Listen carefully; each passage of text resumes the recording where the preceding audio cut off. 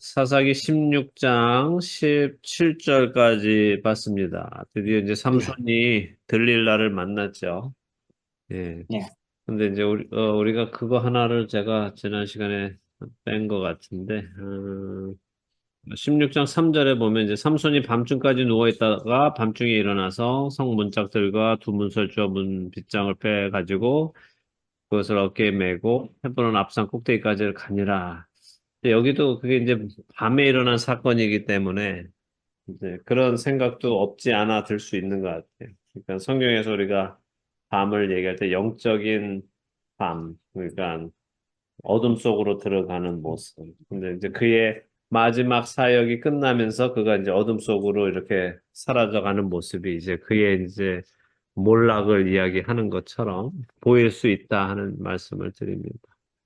7절까지 봤을 때 삼손이 들릴라라는 여성한테 빠져가지고 사랑하지 말아야 되는 대상을 사랑하기 시작해서 자꾸 이제 그 여자가 힘의 근원이 어디냐, 어떻게 하면 당신을 결박할 수 있느냐 물어보는데 아니다라고 말하는 것이 아니라 자꾸 장난치다가 점점 가까이 가고 있습니다. 그래서 이제 18절에서 22절 한번 읽어보도록 하지요. 강영주 집사님 읽어주세요. 빌라가 삼손의 진정을 보고 그러므로 그들의 사람은 동작들을 불러가는데 삼손이 내게 청량하였으니 이제 너만 올라오라. 그래서 방백들은 상례들을 가지고 여인의 것으로 올라옵니다. 빌라가 삼손으로 빨리 무릎을 잘게 하고 사람을 불러 그 머리를 일곱 바닥을 밀고 괴롭게 하여본즉 그 힘이 없어졌더라. 빌라가 가로되 삼손이여 블레셋 사람이 당신에게 미쳤느니라 하니 삼손이 잠을 깨며 이르기를 내가 전과 같이 나가서 먹을 떨치리라 하여도 여호와께서 이미 자기를 떠나신 줄을 깨닫지 못하였더라. 블레셋 사람이 그를 잡아 그 눈을 빼고 끌고 가사에 내려가 눈길로 메고 주로 옥중에서 맷돌을 돌리게 하였더라. 그 머리털이 늘리는 후에 다시 자라기 시작하니라. 네, 거기까지.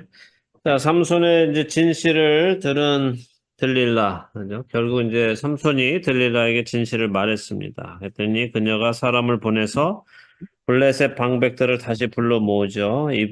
벌써 세 번이나 실패를 했기 때문에 그들의 신임을 완전히 잃었죠. 그 사람들이 이제 들릴라가 해준 방법대로 벌써 세 번이나 해봤는데 다 안 됐으니까 그 사람들은 에 들릴라 너도 별 볼 일 없구나라고 했을 거고 들릴라 입장에서도 자존심이 많이 상해 있겠죠. 그래서 이제 그들에게 이번 한 번만 더 부탁드립니다. 한 번만 꼭 오세요. 이번엔 진짜인 것 같아요 하고 부탁을 합니다.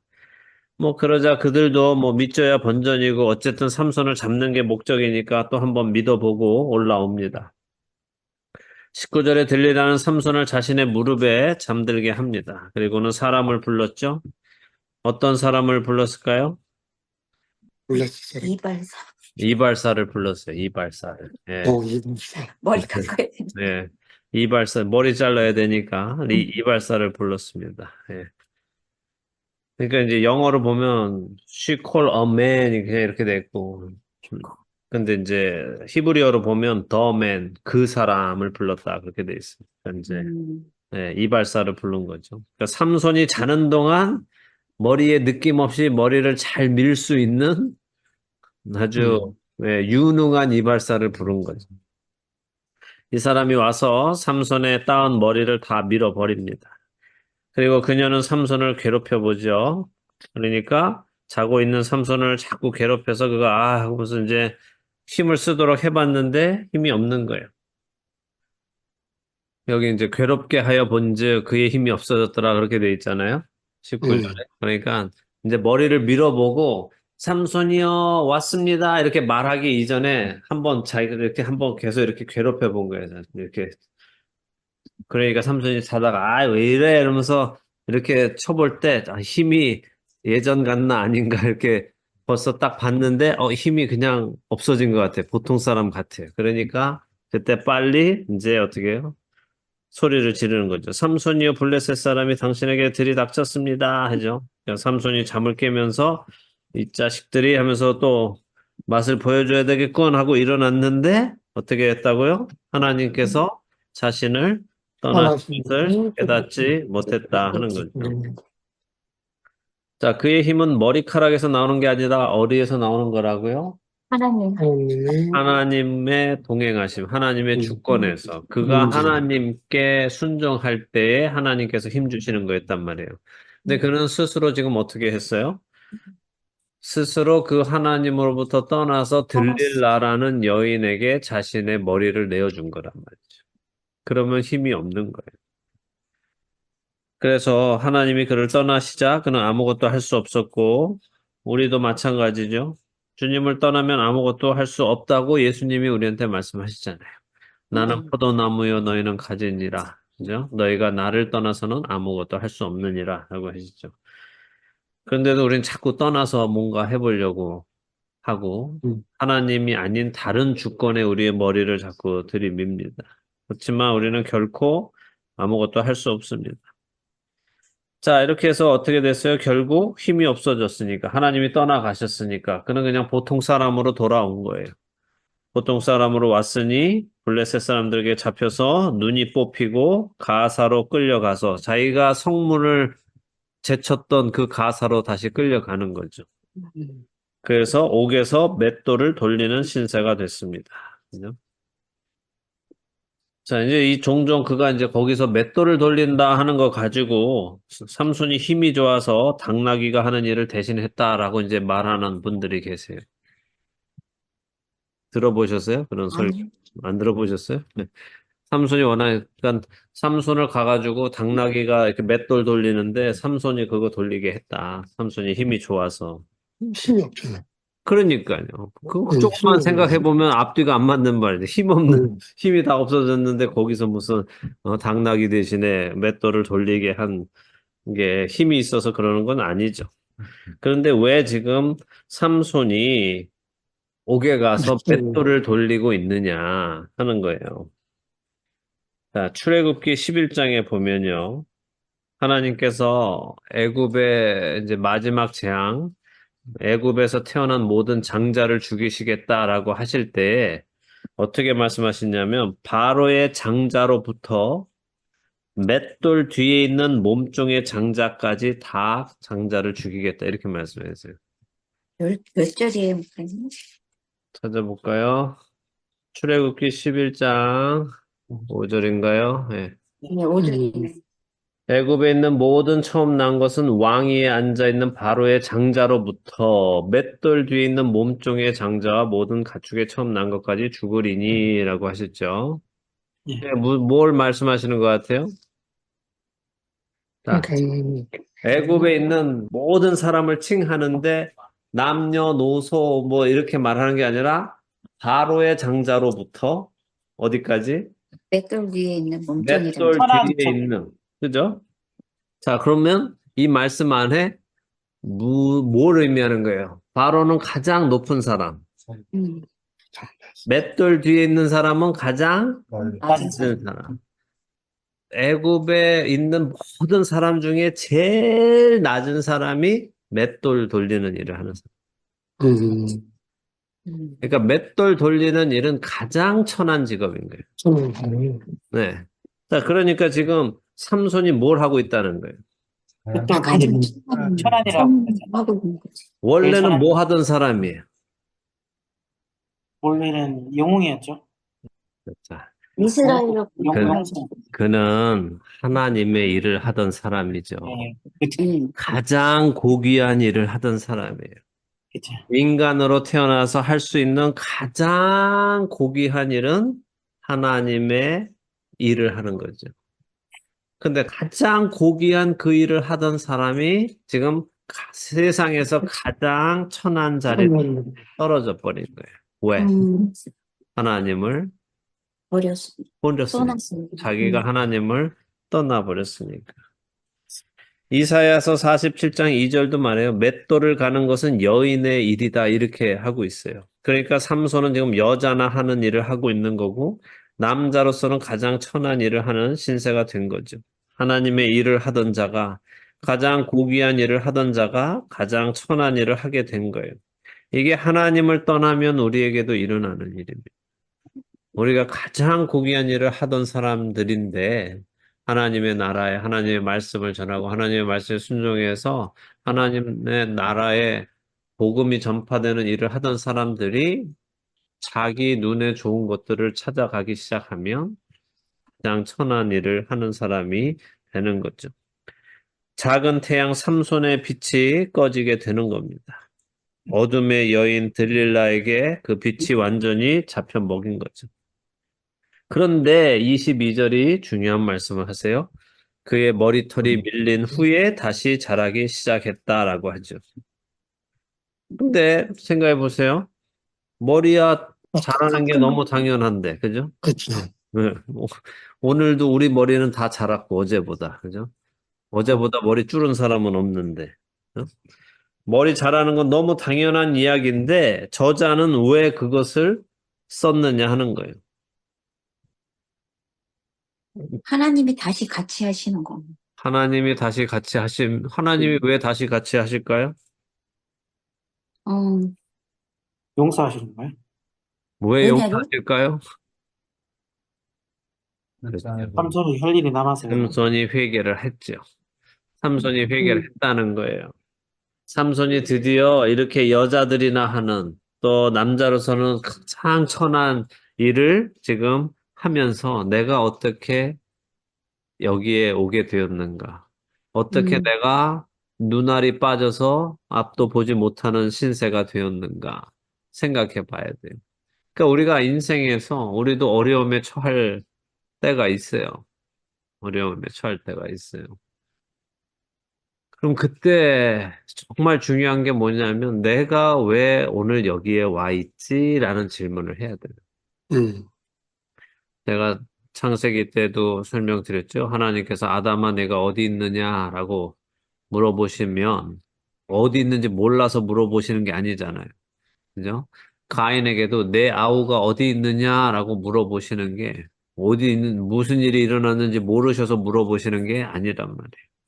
야곱에게 야복강에서 내 이름이 무엇이냐라고 물어보시는 것이 네가 너 이름이 뭔지 몰라서 물어보시는 것이 아니죠.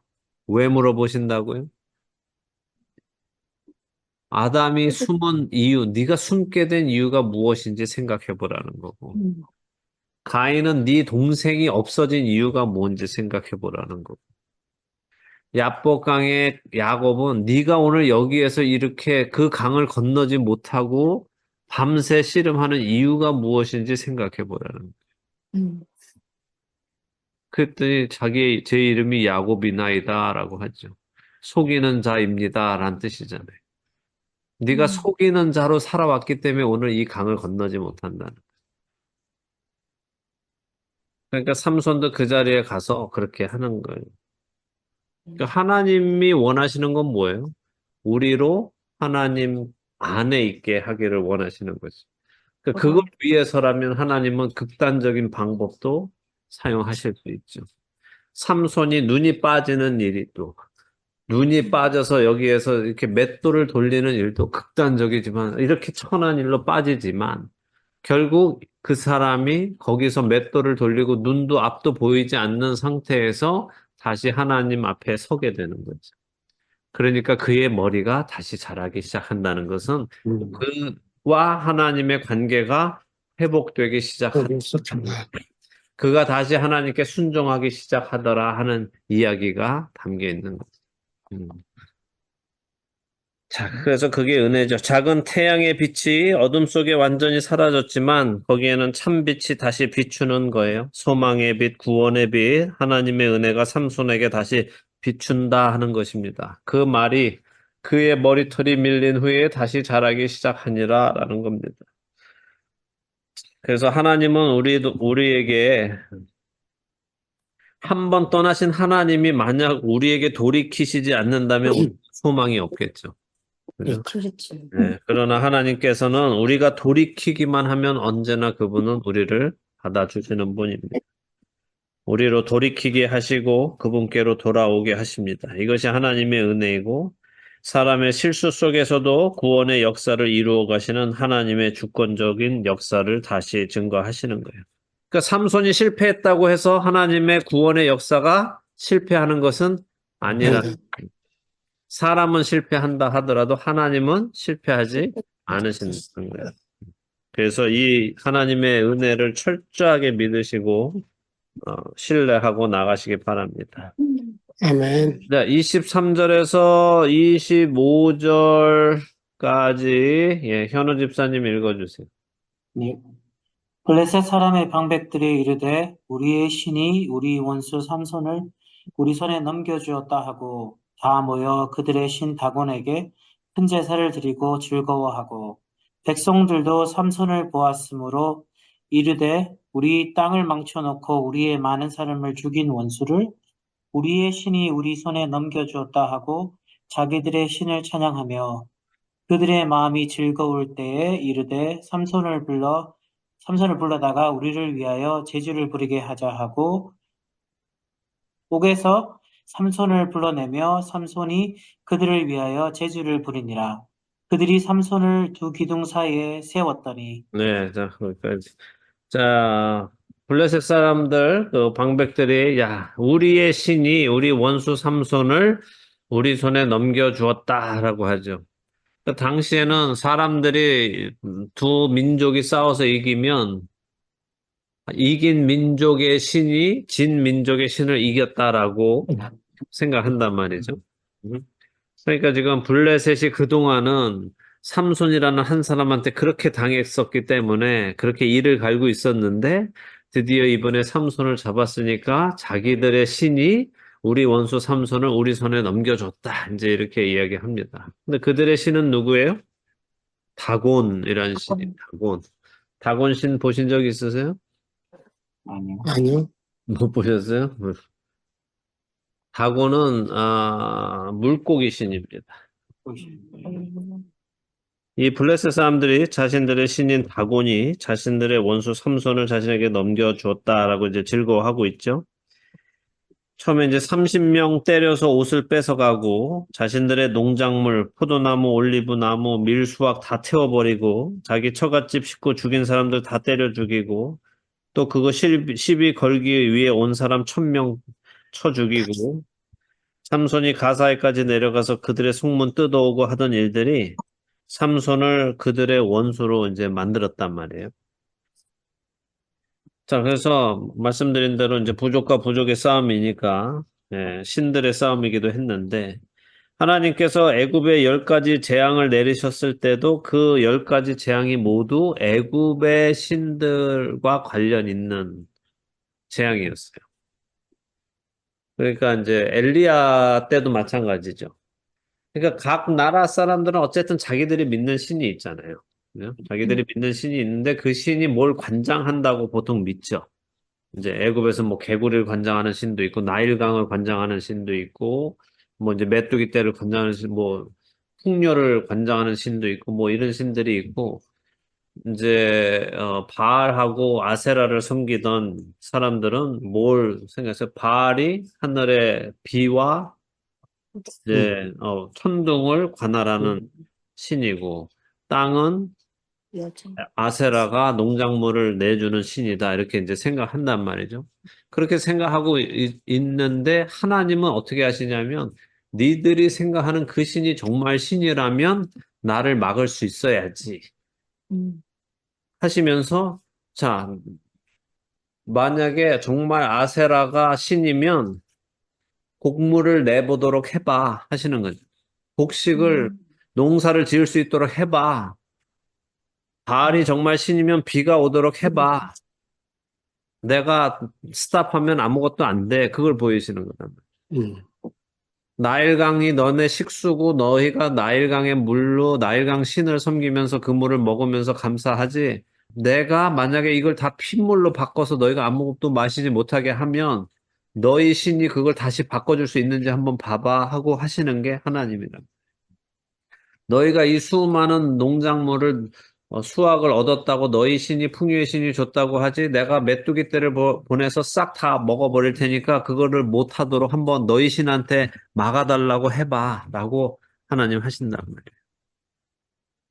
그러니까 우리도 하나님을 섬길 때 100% 하나님 섬겨야지. 어떤 부분에서는 하나님이 아니고 우리가 다른 것을 믿는다면, 그게 과학이라는 이름으로라도 그것을 믿는다면 하나님께서는 그걸 또 보여주실 때가 있어요.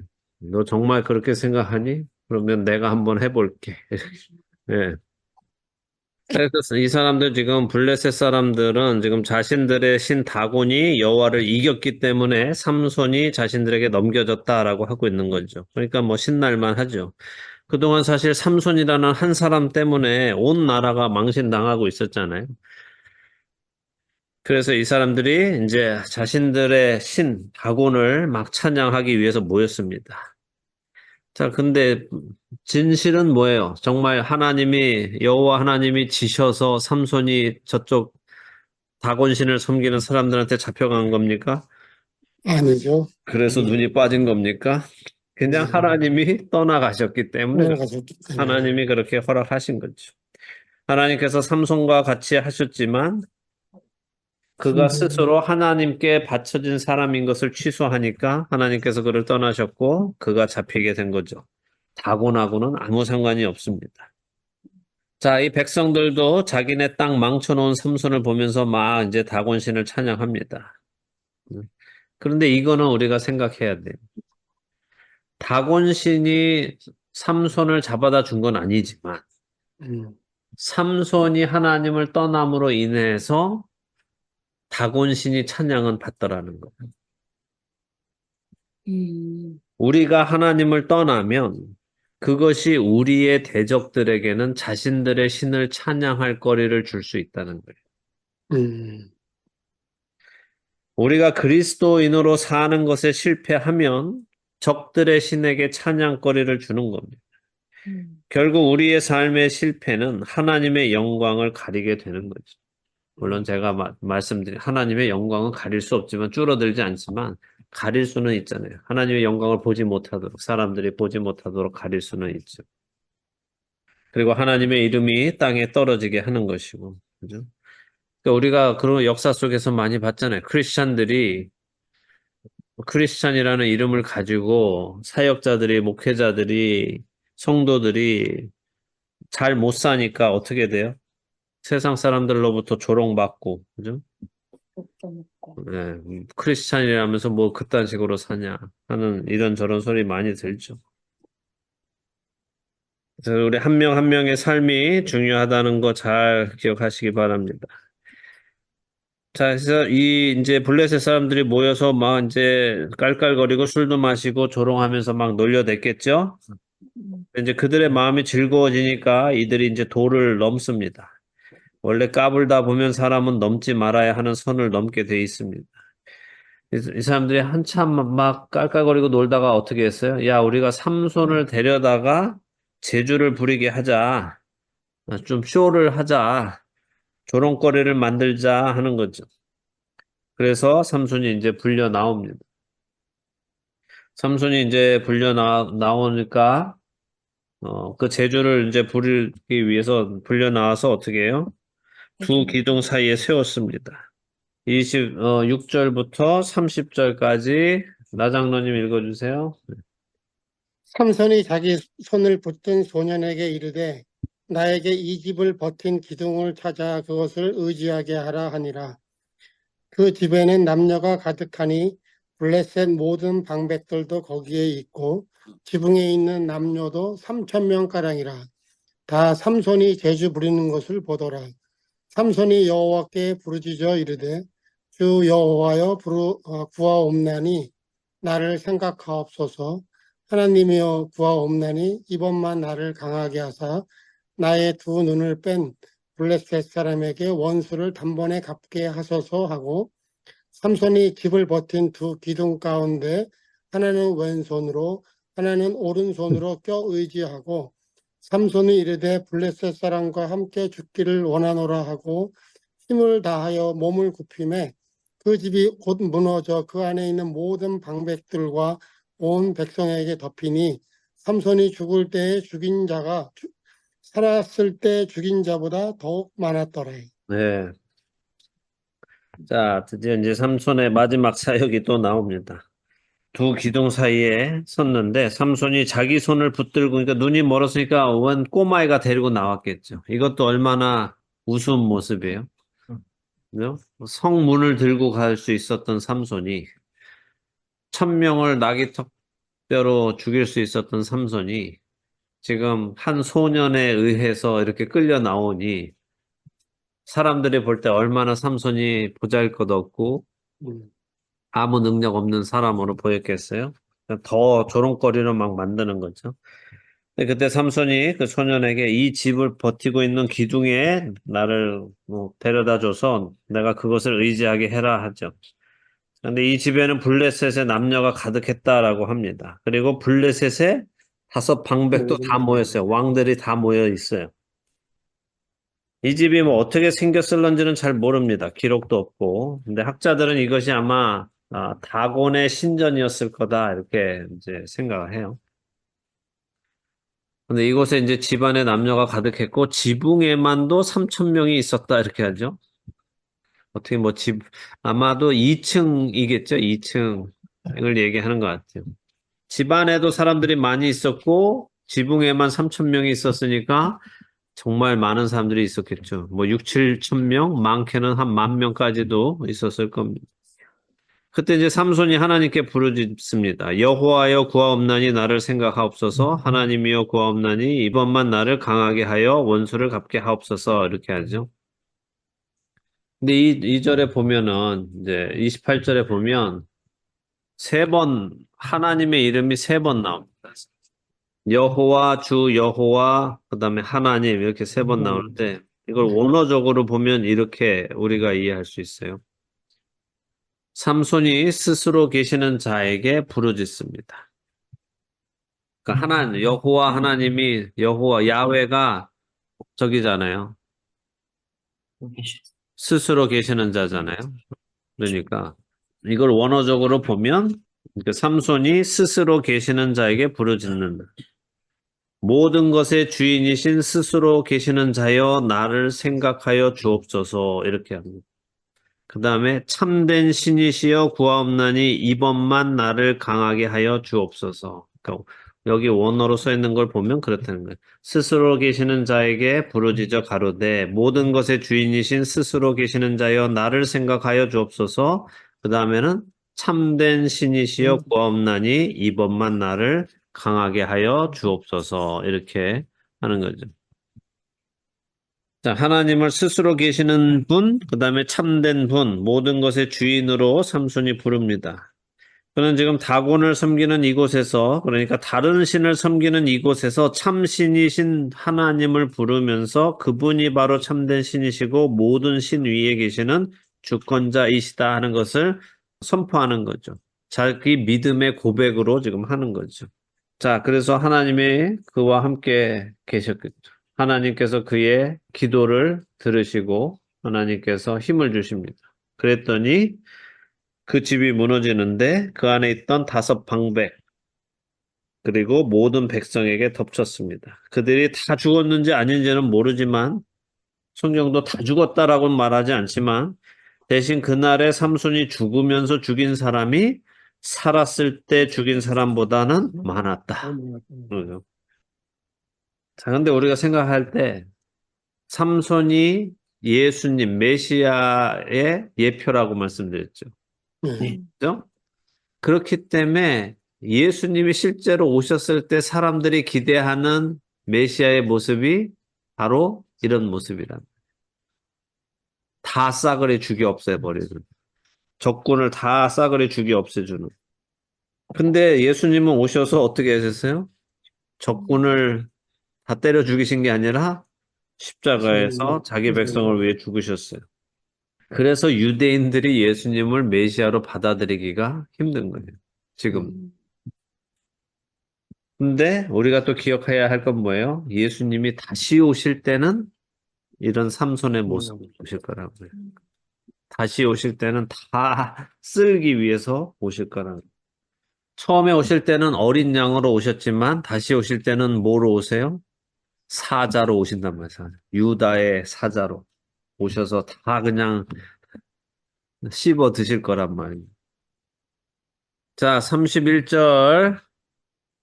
그의 형제와 아버지의 온 집이 다 내려가서 그의 시체를 가지고 올라와서 소라와 에스타올 사이 그의 아버지 마노아의 장지에 장사하니라. 삼손이 이스라엘의 사사로 20년 동안 지냈더라 하죠. 자, 그의 형제, 그러니까 삼손에게 또 형제가 있다 그 얘기가 아니라 단지파 사람들을 뜻하는 거예요. 삼손이 단지파 사람이니까. 단지파 사람들과 그다음에 아버지의 온 집, 이거는 친척들을 말하는 겁니다. 그래서 친척들이 와서 그의 시체를 수습해 갑니다. 자, 생각해 보세요. 가사가 어디라고요? 블레셋의 가장 깊은 곳 지중해 연안에 있는데 이스라엘 사람들이 그 깊은 곳까지 삼손의 시체를 가지고 왔는데 블레셋 사람들이 아무도 건드리지 않았다는 거예요. 삼손의 놀라운 기적으로 지금 뭐 멍해 있는지 아니면 두려움 때문에 그런 것인지 어쨌든 그냥 아무도 건들지 않았어요. 그래서 삼손의 시체를 거둔 단지파 식구들이 삼손의 고향인 소라와 에스타올 사이 삼손의 아버지 묘가 있는 그곳에 매장함으로써 끝이 납니다. 삼손이 이스라엘의 사사로 얼마를 지냈다고요? 20년을 지냈다. 꽤 오랜 시간 지난 이 이야기가 지나가는 거죠. 자, 이렇게 사사기의 마지막 사사 삼손의 이야기가 끝을 맺습니다. 기드온 이후로 부름받은 사사들이 하나님의 일을 하면서도 어떻게 했어요? 거룩한 주의 백성의 일을 하지 못하기 시작했죠. 끝이 점점 안 좋아졌죠. 그러니까 하나님께서 어떻게 하셨어요? 사람을 불러서 세우시는 게 아니라 그때까지는 하나님께서 성령이 사사들에게 임하셔서 하나님이 사사를 세우셨는데 계속 점점 이 사사들이 일을 못하고 좀 세속적으로 변해가고 부귀영화를 누리고 이렇게 기드온 이후로 이 일을 하니까 하나님께서 어떻게 하셨다? 그냥 하나님이 직접 보내셨다는 거예요. 태어나기 전부터 하나님께 바쳐진 삼손이 그렇게 했지. 작은 태양인 삼손을 보내셨다는 거예요. 직접. 그렇지만 아무리 하나님이 보내셔도 인간은 온전할 수는 없어요. 그렇죠. 여호와의 영에 이끌려서 사역을 시작했던 삼손이지만 그래도 그 삼손이 지금까지 있었던 다른 사사들과 가장 큰 차이가 뭐냐 하면 지금까지 있었던 사사들은 그래도 사사들을 따르는 백성들이 있었단 말이에요. 처음부터. 그래서 같이 싸웠단 말이에요. 나가자, 뭐 나팔 불면 사람들이 몰려 나와서 그래도 같이 싸우고 했단 말이죠. 근데 삼손은 혼자였어요. 철저히. 자기 부모님까지도 삼손을 이해하지 못했다는 거죠. 그래서 삼손은 아무도 따라온 사람이 없고 그냥 그 홀로 외로운 싸움을 20년 동안 한 거예요. 자기를 낳아준 부모님도 이해하지 못하는 사역이었고 오직 하나님만 알아주시는 사역이었습니다. 그랬던 그가 사랑해서는 안 될 여인을 사랑했죠. 그리고 결국 그 사랑이 그를 멸망으로 인도했습니다. 그러나 멸망 직전에 그는 회개하고 하나님께 돌이킴으로 그에게 맡겨졌던 사명을 다시 감당하고 그의 삶을 마칩니다. 그러면 삼손의 삶은 성공입니까? 실패입니까? 성공이죠. 정말로 그렇게 생각하십니까? 정말로 생각합니다. 네, 그렇게. 그러면 오늘 어떤 사람은 들릴라의 무릎에 누워 있을 수도 있잖아요. 어떤 사역자는 그렇죠. 지금까지 잘하다 오늘 들릴라의 무릎에 누워 있을 수도 있어요. 그렇다고 해서 우리가 그 사람은 실패한 사람이다라고 아직은 단정할 수 없다는 거죠. 그러니까 우리가 함부로 판단해서는 안 되는 거죠. 우리도 그날 만약에 삼손이 들릴라 집에 있을 때 봤다면 우리도 다 손가락질 하면서 했겠죠. 저거 하나님의 사사라는 게 저거 여자 치마 품에 빠져갖고 아주 저 눈 빠진 거 봐, 저거 아주 잘 됐어. 뭐 이렇게 말할 수도 있지 않냐는 거죠. 그렇죠. 그렇죠. 그죠? 그러니까 우리가 뭔가를 판단하기가 얼마나 두려운 일인지 잘 생각해야 돼. 그래서 예수님도 계속해서 너희 비판하지 말라, 판단하지도 마. 이런 말씀을 하시는 거죠. 성경도 우리에게 계속 말씀하세요. 그러니까 근데 우리 판단하는 거 너무 좋아하죠. 바로바로, 예. 지금 네. 오늘의 그 상태를 보고 우리는 막 판단한단 말이에요. 네, 그렇게 하지 마시고. 자, 이 삼손의 이야기를 가지고 우리가 생각해야 할 게 뭐냐? 우리는 하나님을 떠나서는 아무것도 할 수 없다. 하나님의 백성이 거룩함에 실패하면 그것이 대적에게 비방할 거리를 준다. 제공한다. 하나님의 백성이 하나님을 떠나면 세상에서 조롱거리가 된다. 자신의 잘못을 깨닫고 회개할 때 하나님은 그를 다시 용서하시고 받아주신다. 그게 다 이제 성경에 나오는 얘기잖아요. 저는 네. 미쁘사 우리가 자기 죄를 고백하면 우리를 용서하신다라고 요한일서 말씀하시죠. 구원의 주체는 하나님이시다. 사람의 실수가 그분의 계획을 바꾸거나 실패로 이어지거나 그분의 계획을 막거나 하지 못한다 하는 것. 음.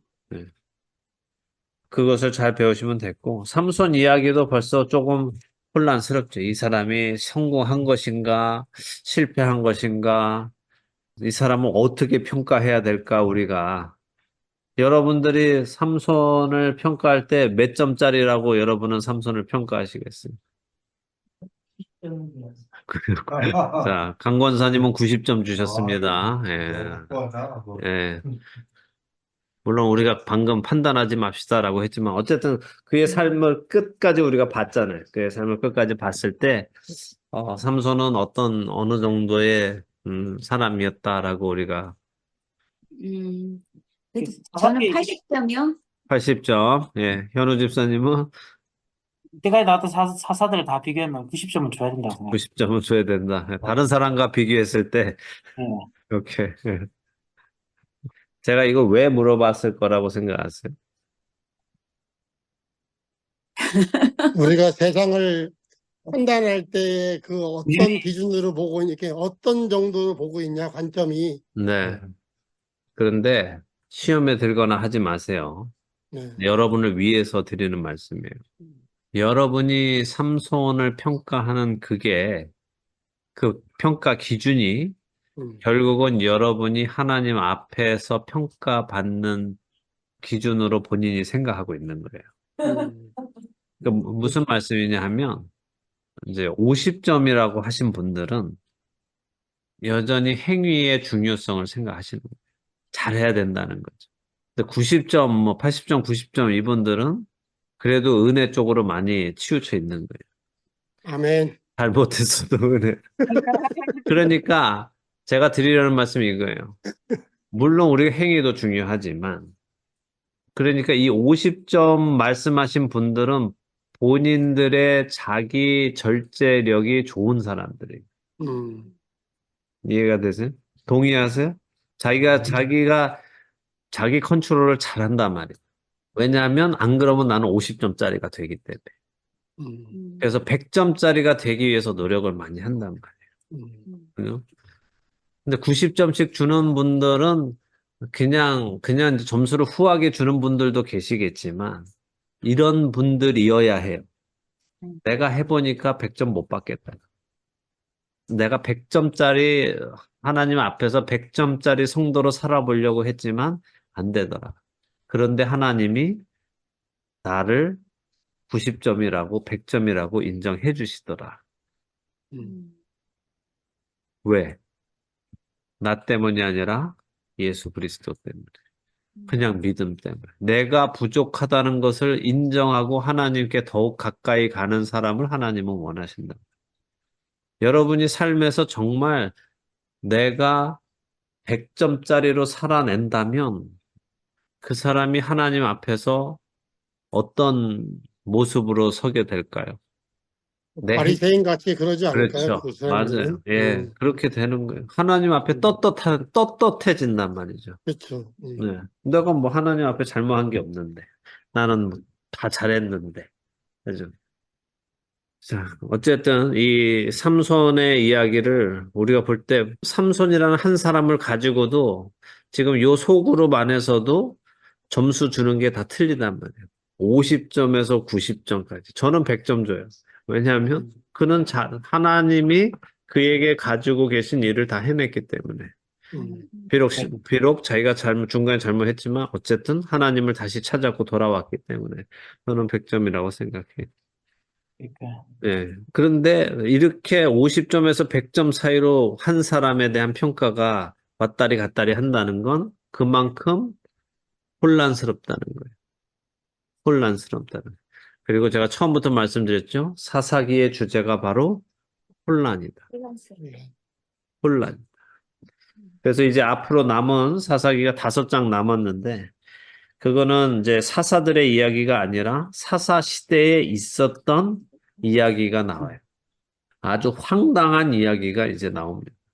하나님의 거룩한 백성으로 부름받은 자들의 삶이 얼마나 뒤죽박죽되어서 혼란스럽게 살아가고 있는지, 하나님의 말씀이 그들의 삶의 기준이 되지 않고 자기 소견에 옳은 대로 사는 것이 도대체 어떤 삶인지를 앞으로 5장이 확연하게 우리에게 보여주실 겁니다. 그리고 그 5장을 통해서 우리는 오늘 3000년이 지난 오늘 우리의 모습을 그 안에서 다 보게 될 겁니다. 예. 자, 오늘 여기까지 하고 마치도록 하죠. 예. 네.